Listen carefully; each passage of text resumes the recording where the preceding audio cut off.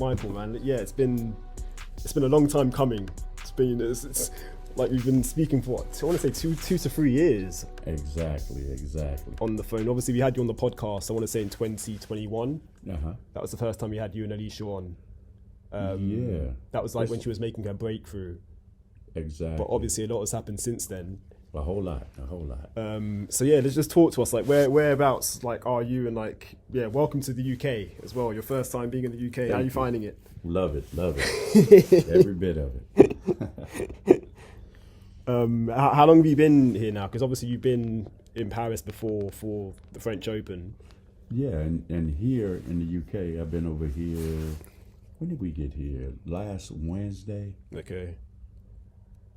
Yeah, Wednesday, Thursday. How does the UK compare to Paris?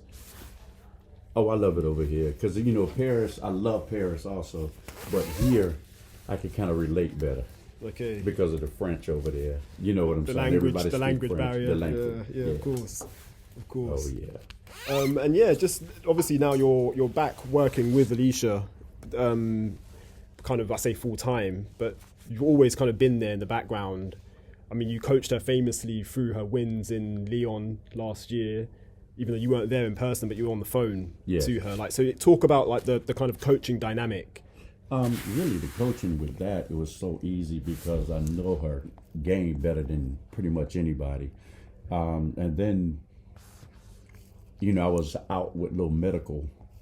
Well, I say a little. I went through some medical issues, but then when I was sitting there in the hospital or things that I was doing, I was coaching her from the phone and she didn't even know that I was in the hospital. But it was time for me to get back. I thank God that I got my health back and can get back out here with her. Indeed. Because, it just mentally is better for her, because we so used to being together all the time and helping her out. So I think that's going to help her with that turnaround. Yeah. And just where she's at the moment, like, so she's just outside the top 100.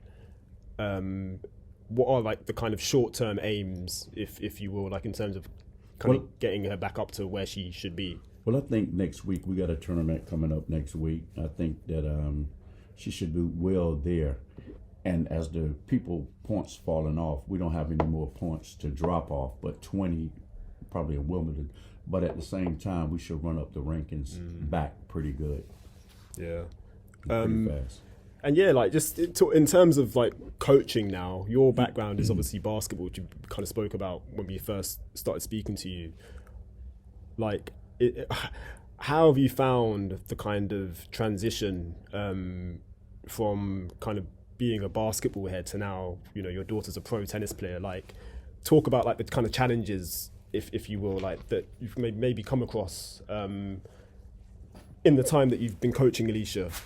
The challenges is, of course, everybody would say, they got a way of coaching. But when I look at the basketball, the good thing about basketball is technique. Mm-hmm. And that's why I knew technique when it came to Alycia, tennis, and all of that. Learn the technique, do the technique. And I think right now, one reason she was going through what she goes through is because of the people with technique. I feel like tennis, a lot of tennis coaches a lot of the players a certain way. Mm. And that's what they're used to that. With Alycia, she's an athlete, and I'm a believer in, first of all, injuries. Do the right technique so your kid will not get injured. That's the thing that first of all, that was the first and foremost that I wanted to do. So, yeah. And I think, to be honest with you, a lot of coaches used to coaching everybody the same way. That's what I think the problem is with that. But I think that's where her success come in, and that's why I got a feeling we'll be back on track real fast. Yeah. What do you make of like the kind of way things work in terms of coaches? Because players often, they can be working with one coach for like a certain amount of months. Basically, all relationships don't last necessarily. Like, what do you think that is? And like, is there, like, do you feel that there are specific reasons as to why certain coaching relationships don't necessarily work out? Yes, since I've been out, I kind of noticed what it was. I didn't have that problem before because, of course, I was with her. But by me being out, the biggest problem with a player, to me, that the coaches be the yes guys. The players, they're always trying to do, the coaches trying to do what the players want them to do instead of what they need to do. That's where I see the problem coming in at. You know, if somebody say feed the ball this way, you don't feed the ball like they, you know, when you plan a match, the whole point is to throw them off balance. So I think coaches, what they do so they don't get fired, that's where the problem come in. They try to be the yes man, run, do everything they want the player to do, and that hurts the player. Interesting. And, you know, that's what I figured out right now. But you got to think about it. When you're a parent and you're used to playing sports, I say Corey Goff, I love him to death. He's like my brother. Someone like that, we love our kid. It's not about the money. You see what I'm saying? Like that. But coaches, it's about staying there to have a job. So we don't do that for that. It's really interesting you say that as well, like the whole kind of being a yes man or yes person, because it's, like you said, they're kind of fighting for their job. Right? So it's like they're going to tell the player what they think the player wants to hear, which isn't necessarily always the best thing. No, and if that's the case, if the player dictate what you do, why do you need a coach? You see what I'm saying? Because that was going to be my next question. Like, okay. do you feel like a player can survive without a coach? Like in terms of just basically touring on their own, maybe have a hitting partner, and like a kind of collective that they kind of travel with, but yeah, no coach per se. Do you think that's possible? I believe it's possible. Well, in our situation, it's possible because you look at Alycia. Every title she won, she was by herself, and I was coaching her from back. You know what I'm saying? And then she would ask me. She said, "Dad, what do I need to do?" Same thing you did yesterday. A lot of coaches overcoach because what happened to what my belief in tennis. What's the point of, you getting paid? They're trying to justify their money. And what they do is when they coach, because I told some of the coaches that was with our hidden partners or whatever, I told Alycia, I said, the biggest thing that you do, don't let them touch anything. As in the technique and... Don't do it. And then what happens is start clogging your mind up. And that's what the problem was. Very interesting. And yeah, like maybe now talk a bit about like your kind of coaching philosophy. Like, so what is it that you try to like pass on to Alycia, knowing, like we said, like your background isn't tennis, but you've learned about the game, I guess, as the years have gone by. Like, so what are, maybe not to give too much away, obviously, but yeah, like what are some of your like kind of training methods or coaching methods when coaching Alycia? Well, I do a lot of stuff with like balance, like basketball drills, different things like that. But what a lot of people don't realize, it's hard for me. It's another subject in a sense that people don't like to hear or don't understand. But with us, I can speak on us, mine is God. You understand what I'm saying? Because I didn't do anything. How did I, it's like, how do I know how to teach tennis? But I used to pray to help my kid get to the top. So when you bring God in there and he shows you what to do, I will wake up in the morning and I go over the forehand, the backhand. Now, of course, I learned some stuff from Rick Macy, different people. And that was a blessing right there. But see, there are too many people out here who want to take credit. You got to understand, when I'm out here with Alycia, I'm not trying to take credit because I don't want to coach nobody else's kid. You understand what I'm saying? I'm just doing what's best for my family. And that's the key, and God helped me do that. So you keep, as they could say, keep it simple, stupid. You know what I'm saying? Don't overdo anything. And that's how I look at it. And, when she's out there, if you notice when she have another coach with her, she have problems the first round. I mean, or any time, because they're trying to coach her like they do everybody else. But if you had the hardest serve, how can somebody make your serve better than what it was? Only thing they could do is mess it up. Because I have a lot of critics or people come and say she need a coach. They don't know the situation that I was in. Maybe they'll know it now when they read. But at the same time, it's not the coaches. She had people there, but they didn't stay in their lane. they try to mess with this and mess with that. That's what threw things off. Yeah. Do you want to talk a bit about like kind of why you weren't around in terms of like your health? You don't have to get into too much, but Yeah, I mean, I was home. Thank God, they're good in everything. And I was home, and one night I got up and I got ready to go to the restroom, and I passed out. damn. Yeah, and I passed out, and then my wife was like, "You going to the emergency room?" So they was good in it. So then when I went there, I had foot surgery and stuff like that because I had a spot on my foot for not wearing socks, but they didn't know. They wanted to be protective of me to make sure I was good. So when I done that, I had to do with blood pressure, the sugar, and all that stuff. So when I was out, it was really good. But if you notice, every time when I was out, she won all those titles. I was coaching her from there. So that let you know you didn't need a coach.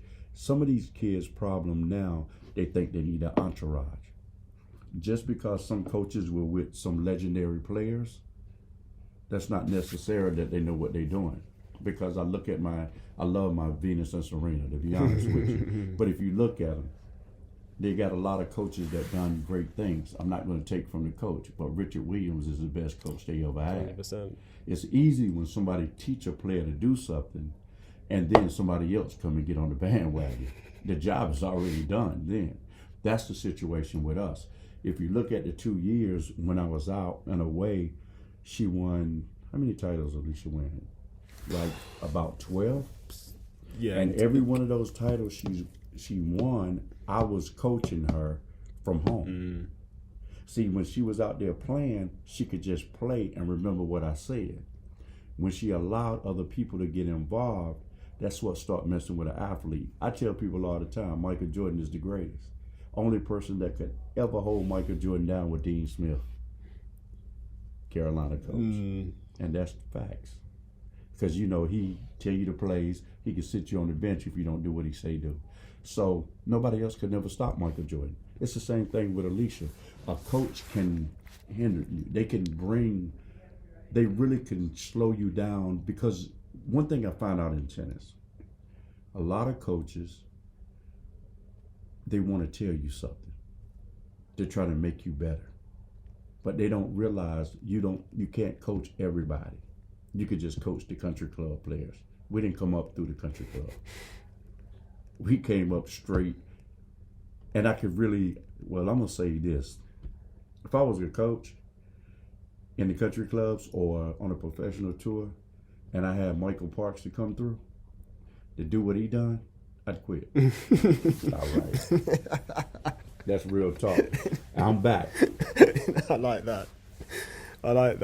Did you guys, or maybe, I don't know, maybe you probably can't speak for Alycia, but there's a lot of talk that are like, where's Alicia's coach? Like, she doesn't have a coach. Like, do you see that kind of stuff? I see it all the time. How does that make you feel? Like, it really makes me feel. It doesn't bother me, but Alycia always had a coach. The problem is Alycia thought she needed a coach in there when I wasn't there. And I told her, all it do is mess you up. You see, and I'm going to call names. You got Sasha, okay? You got Sasha out here. Alycia lost 13 in a row with Sasha. I came back in a week and broke that. But then to be fair, Michael, in 3 days. there were like difficulties on Sasha's part in terms of him Absolutely. with the visa issues. Yeah, And I mean, first of all, like when you play in professional sports or sports, period, the main thing is it's not just playing the game, it's the mental. You tell a kid, yeah, I got you, I'm gonna coach you, but you ready to get paid, but you don't even have your visa. You understand what I'm saying? Now she's getting ready to go to a Grand Slam. You can't be there. And for everybody out there that want to know the situation. This is Australia you're talking about. Yeah, this is Australia. Yeah. I'm the one that coached Alycia at Australian Open from Florida. You understand? Then it started getting so good when she played Coco. Them both of my babies. You know what I'm saying? Love her to death. Alycia was excited. She was playing pretty good. It's amazing how the people that I told to coach, to tell Alycia what to do, didn't do it when she played Coco. You understand what I'm saying? I guess the fame was getting too good, or the, I'm gonna call it like it is. Everything was getting too good, and I can tell you some deals. It's a lot of politics. No, of course. And I find out everything I do because I'm in the media too. But at the same time, when I was there, they were coaching. I was coaching Alycia when she came back and won the first 2 rounds when she played Layla and beat Layla. And the problem is, I was coaching her through that. I would texting, they were telling her what to do. I said, tell her what I say do. She played amazing. For some reason, the 3rd round, they didn't want to tell her. The politics came in.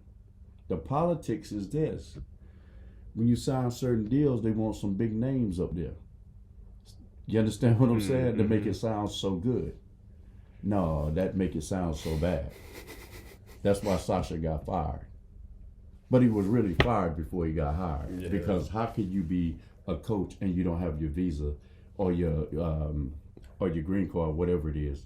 You can't do it. You can't travel. Yeah. So it is what it is. Everybody want to know the truth. I'm here to tell you the truth. Appreciate that. And like just on that as well, like there's this kind of it seems like a trend that players want to get like a super coach, like or absolutely a big name. Doesn't necessarily work out. Like, it doesn't. Yeah. You know how many people I have calling me and asking me to go on tour with them? Now, as we speak, people telling them to get from one point to the next. This is the best coach you can get. I'm not doing that. I'm loyal to my kid. And I don't. Well, we're gonna be real. I don't like tennis like that. Okay, I don't like it like that. I do anything. A good father and mother do anything for their kids, and thank God that I'm one of those coaches I know how to coach, and I'm with my child. You know what I'm saying? Yeah, of course. So I'm not just gonna coach somebody else's kid just because for no money. I'm not gonna do that. I have to love it and have a passion for it. And right now I'm still, with health issues and really going, but that's fine. I can go through whatever I need to go through because it's my kid. Yeah, and just as well, like you said, you've got other kind of things going on outside your production network. Was it to be honest? Yep, To Be Honest network. Like let's talk a bit about that as well. Like, so when did that start, and like kind of where are you at with it, and what are the plans for it going forward? Yeah, we started that about 2 years ago, and we got a lot of sponsors coming up, big time sponsors. With the network, we got movies coming out. We got everything that through our network is positive. We're trying to put light on a lot of athletes that come up so they can get a little shine and people can know who they are. Because the problem now, sometimes the politics, we don't get the media or the networks behind these certain athletes. A lot of them fall through the cracks. And they're really the best out there, better than the ones. If you look at, I'll call some, like some sports channels. I'm not going to say the names. We know who they are. Yeah, you know who they are. But they already got the top 50, top 100. How can you choose somebody when you haven't been to the small towns? Because if you look at Goldsboro, North Carolina, Parkstown, Kinston, that area, you got Jerry Stackhouse, you got Brandon Ingram, you got Jacoby White. I come through there, Anthony Ticci. Yeah, I could name them. All these basketball players. All basketball players. Football, you got Jeremy Reed that's playing with he was with the Seahawks, and I think he just went to the 49ers. We're doing camps together. That goes to show you in that small area. Then you're looking in Wilmington when you have Michael Jordan. So you have all of that that's going on. Thank God that we got noticed. But you know how much talent that's in the small areas, and that's what our network making sure we do. Not just at home, but all around. Love that. So just where can we find that? If that's you guys on social media, you've got a website as well. Yes, our website is thetbhnetwork.com, and then we got, of course, we are on Roku, Amazon Fire, and Apple TV. Fantastic. Well, yeah, guys, you know where to check that out then. Michael, like I said, this is just going to be a quick chat, so we've already gone, it's nearly 20 minutes. I really do appreciate it, but we will do a more in-depth conversation especially now you're touring again, like with Alycia, which is fantastic. But no, I appreciate your time, and yeah, it's good to see you back on tour. Absolutely, you too. Appreciate it.